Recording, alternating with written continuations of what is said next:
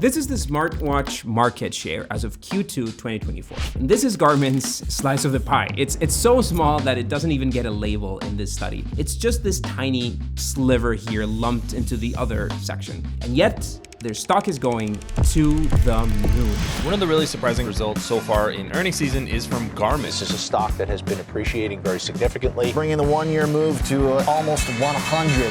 Garmin used to be a laughing stock. Get it? A laughing stock in tech. And plenty of tech publications said that the company was just gonna die in the 2010s. So what changed? Why such a dramatic comeback? Samsung Watch sales grew just 13%. Apple Watch sales seem to be shrinking. And against that, Garmin's 31% growth is wild. Double digits in an incredibly competitive space with a fraction of the company size. Most companies play by the business rulebook, and Garmin's story is a little different. The reason why the company is thriving today is because they've done the exact opposite of what the Business 101 book says, sprinkled with a bit of luck. Now, I might be dating myself here, but the first Garmin product I ever held was this thing. This thing was trailblazing. Arriving at processing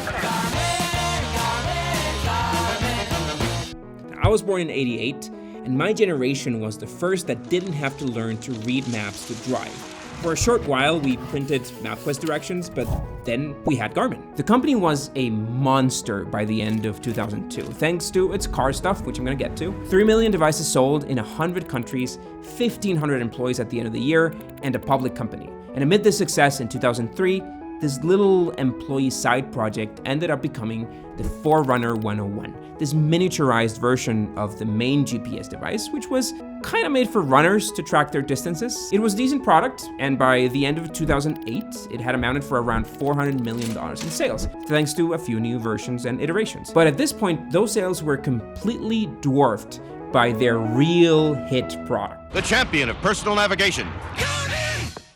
By 2008, with 16.9 million devices delivered, Garmin had 36% of the global portable navigation device market. It rode this wave of stock craziness, quintupling its market cap over a few years, 10xing its revenue from 346 million in the 2000 to 3.5 billion in 2008, with 70% of its sales coming from car GPS. But you already know where this is going. An iPod, a phone. Are you getting it? This is one device. iPhone. You can almost see the release of the iPhone in Garmin's stock price. The first iPhone with GPS was the iPhone 3G, released in July 2008. Google Maps came preloaded on the phone, and the first Android phones launched that same year, and Garmin's stock plummeted after that. By December, Garmin's stock had dropped to 1/5 of its all-time high, back to 2004 levels. And the logic was simple. If your phone has a GPS, why would you need this thing? Garmin's first attempt to fight these new entrants into their turf, into the GPS market, was to do the expected. They tried to develop a phone on their own based on Android, but it flopped. But this chart gives us a clue into one of its strategies post-iPhone launch and how the company managed to get to where it is now. Because over the next few years, Garmin would practically double its R&D staff, making it 31% of the entire organization from just 16% back when the iPhone was released. With car GPS sales dwindling, Garmin's new staff focused on developing its next big thing, which brought them back to that early overlooked side project, fitness trackers. Remember, these things existed since 2003. It's no small feat to have essentially invented the smartwatch over a decade before the wearables boom, 10 years before the Pebble, 12 years before the Apple Watch. Garmin's Phoenix series, released in 2012, was a hit, and it was a beloved, well-reviewed, and scaling product until... We have one more thing. Apple Watch. Now, the Apple Watch should have been the nail in the coffin for Garmin. Again, like in the years after the Apple Watch was released, huge smartwatch companies like Pebble died. But this time, Garmin knew how to fight back. Apple redefined the smartwatch wearable product category. It went after complete market domination, replacing everyday watches for millions of people, replacing Rolex as the number one watch by revenue, and leveraging its app store and developer network to launch a product with thousands of apps. The pivot to the watches, crazy, right? What was it? 0 to $1 billion revenue for kind of wrist and personal GPS kind of training devices.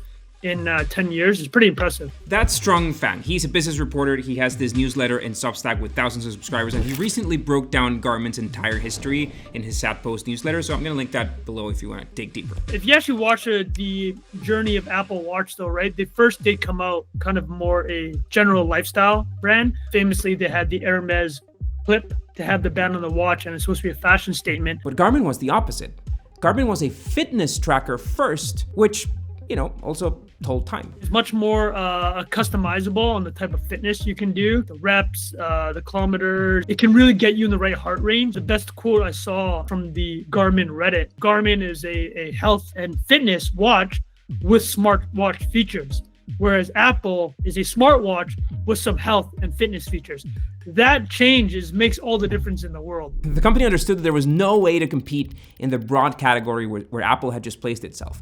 But the fitness category was a perfect fit. Now let me show you the train of thought that Garmin might have run through around that time. So the global smartwatch market was $33.5 billion in 2024. And most breakdowns of the percentage that Garmin has, they don't even show Garmin. It's such a small percentage. However, if you look at their 2024 revenue from their fitness and their outdoor categories, which is mostly smartwatches, well, they made $3.6 billion, almost 11% of that slice. Garmin would be just another watch, non-differentiated, replaceable, 1% of the smartwatch market, no moat around it, no native integration to phones, no big tech company behind them. So instead of doing that, they might have looked at the market of runners. What if instead of 1% of the total smartwatch market, they aim to be, for example, 20% of the fitness market? If 20% of runners buy Garmin watches every 4 years, that's a $9 billion business opportunity. So I ran this math quickly in our market size calculator. So if you're dealing with a similar predicament for your own business or your industry,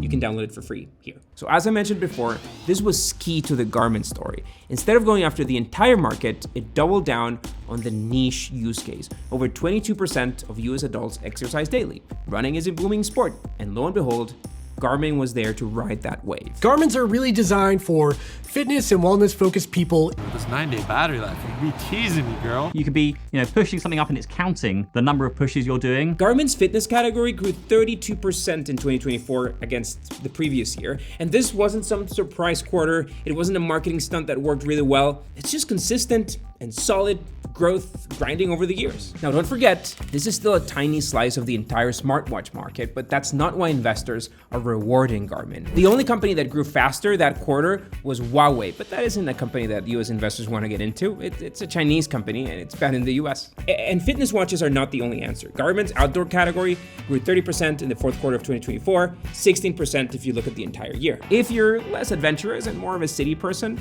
you might not know much about their outdoors category, but Garmin's hiking GPSs and adventure watches now include satellite messaging, hiking trail maps, and solar charging. Navigation accuracy is spot on. You can also wear them while swimming. They'll track your laps. They're also really popular with cyclists to track their rides. The Garmin watch can be mounted on the handlebars as a bike computer. Now, I also don't own a boat, not am I even close to affording one, but Garmin does some really cool stuff for boats too, like fish finders and sonars, speakers after they acquired JL Audio. Its marine category grew another 17% last year, proving that these guys, they know what they're doing.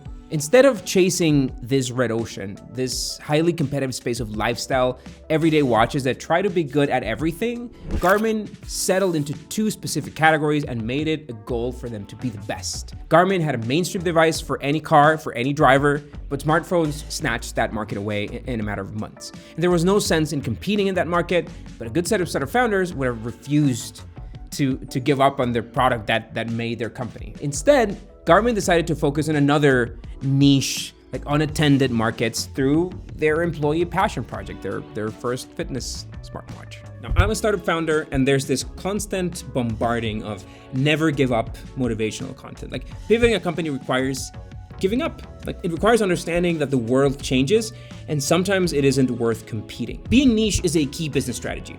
First, become the perfect solution for your audience, and then and only then expand. Beyond precision or durability, Garmin is successfully speaking to its user base and its investors to be perceived as an innovator, even if it has a fraction of the R&D staff and the budgets of the companies that it competes against. I would say the DNA of the company hasn't really changed. They wanted GPS. They knew that they're going to commercialize that technology. They did it with boat navigation and then car navigation, and then personal navigation. And they've really stuck to that being the core competency. So expansion is not just about the bigger audience. Sometimes expansion is about rethinking what you're doing. Sometimes it's about giving up, just like recalibrating your GPS to find a new path forward. Now, if you enjoyed today's video, you should watch my man Jamal's episode on Coke Zero and how it's kicking everybody's butt in the soda market. And don't forget to check out our market size calculator. If you're looking to identify your TAM, your total, or your serviceable addressable markets, you can just download it here. Catch you on the next one.